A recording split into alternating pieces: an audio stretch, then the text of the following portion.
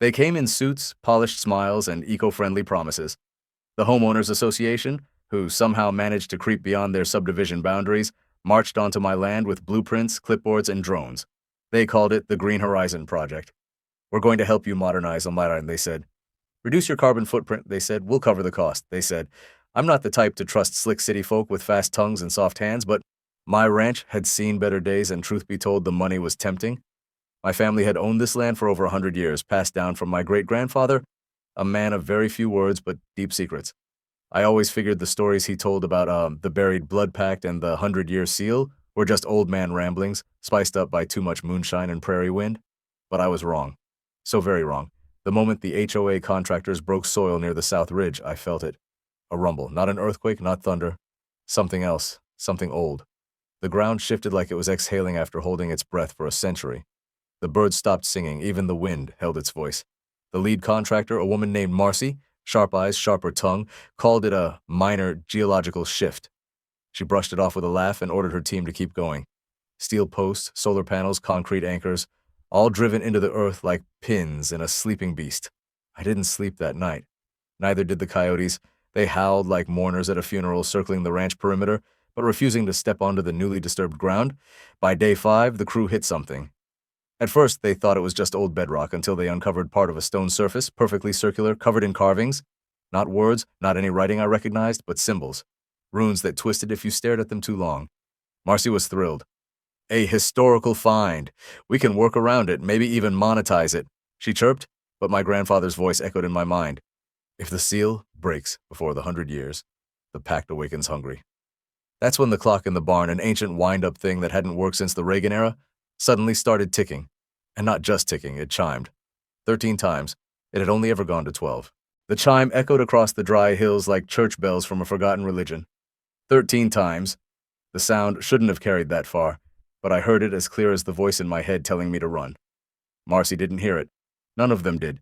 They were too busy celebrating their discovery. The workers marked the carved stone with orange tape and started discussing whether to bring in an archaeologist or a PR team first. That night, they threw a little bonfire party behind the mobile command trailer. Beers, Bluetooth speakers. Someone brought vegan s'mores. I didn't join. Instead, I sat alone in the barn, staring at that damn clock ticking down towards something I didn't understand. I flipped open the rusted trunk beside it, my great-grandfather's old war chest. Inside were things I had seen 1,000 times but never truly looked at. A dusty revolver, a silver compass that spun without stopping, a journal bound in leather, cracked and brittle from time. The last few pages were written in a shaking hand, dated October 1925. I made the deal.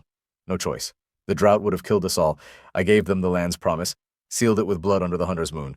They agreed to sleep for 100 years, but it must not be disturbed, not until the pact resets. If this is being read, it's too late. And right there, scribbled in red pencil, don't dig south. I ran outside. The night air was stiff and wrong, like the sky had been pulled too tight over the stars. I made it to the ridge just in time to see the solar lights flickering wildly, then all at once, die. The stone seal was wide open. A hole yawned in the ground where the crew had drilled straight through its center. The hole didn't look natural. It wasn't just dirt and rock. It was black, like looking into something that wasn't supposed to exist in this world. A shape moved inside. Long, slick, whispering. That's when one of the workers, Josh, I think, walked too close to the edge. I tried to shout, but he didn't hear. He looked hypnotized, staring into the dark like it was calling him by name. Then he vanished. No scream, no struggle, just gone, like he'd never been there at all. Marcy blamed sinkholes. The next morning, she put on her smile again. We'll have geologists check it out, she said already on her satellite phone, whispering something about NDAs and liability waivers.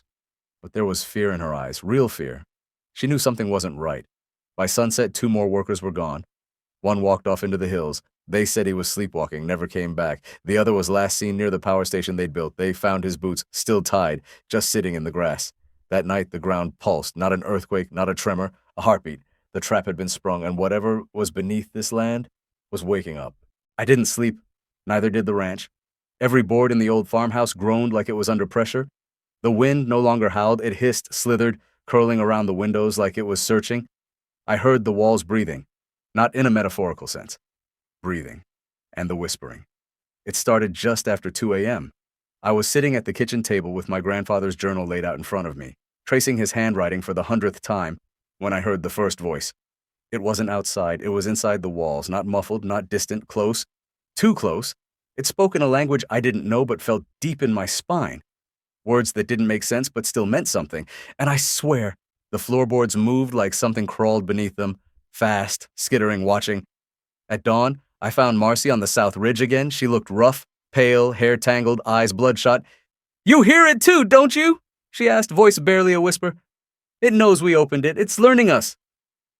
Behind her, the solar panels were glitching, lights pulsing in strange patterns. The tech guys thought it was just bad wiring. One of them joked that maybe the ranch was haunted. That guy's name was Eric. He was dead an hour later.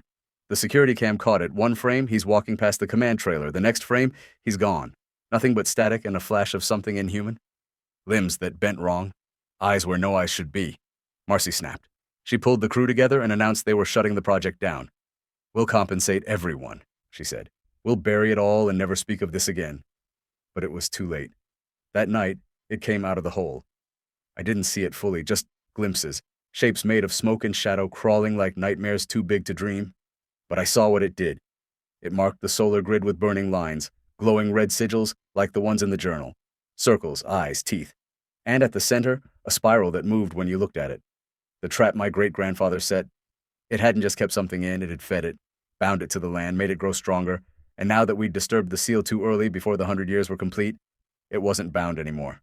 It was hungry. The next morning, there were only 4 of us left: Marcy, a worker named Tanya, my old ranch hand, Walt, and me. The rest, gone. No blood, no sign of struggle, just boots, tools, and distant echoes of laughter that didn't belong to anyone living. Walt said something that chilled me. He said, "Whatever's down there, it doesn't want to kill us. It wants to wear us." And then, right before dawn, the solar panels started absorbing more than sunlight. I'll leave you with this image for now. A solar array humming at midnight, lit up in red, drawing life from everything around it, plants shriveling, animals vanishing, and a low voice rising from deep beneath the ground, whispering our names. Walt didn't come back. He'd gone out just before first light, shotgun in hand, muttering something about checking the fence line near the West Creek. I told him to stay close. I told him we stick together. He just grinned that old cowboy grin and said, "If I'm not back by breakfast, don't wait up." He never made it past the red zone.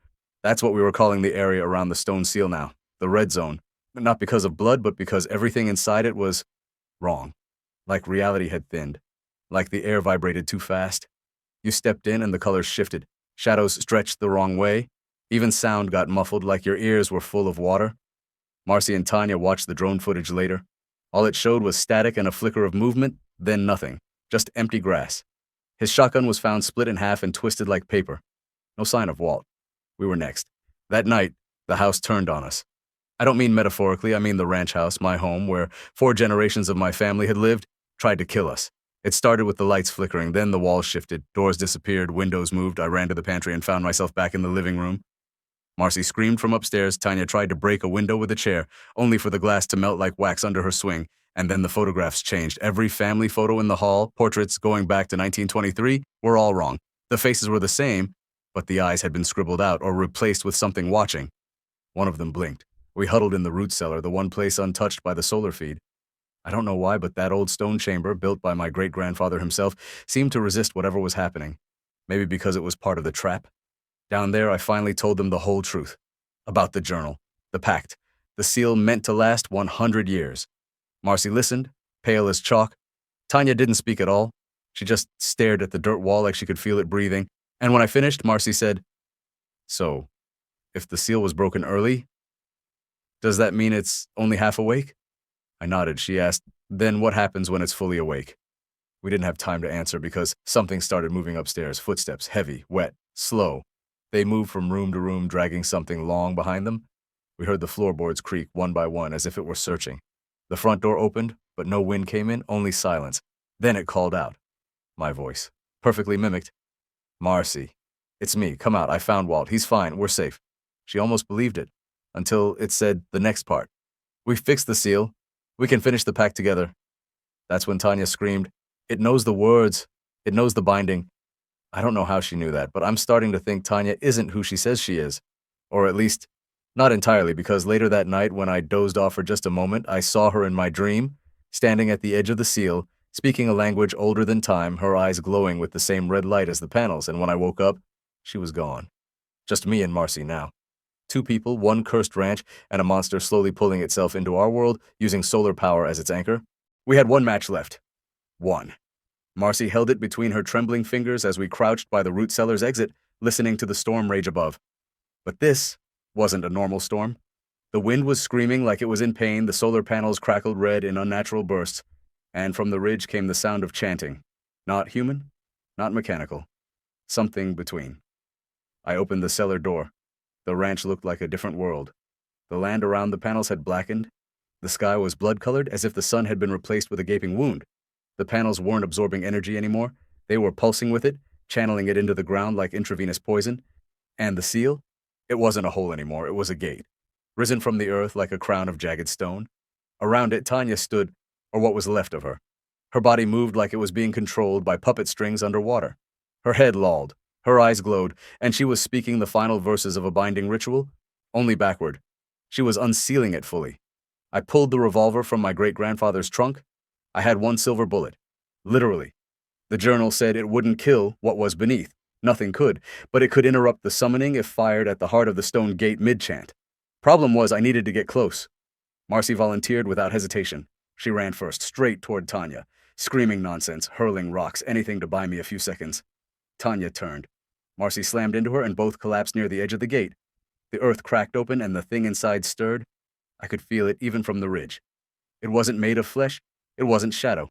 It was memory, every nightmare, every whisper in a child's room, every unspoken fear passed down in my family line.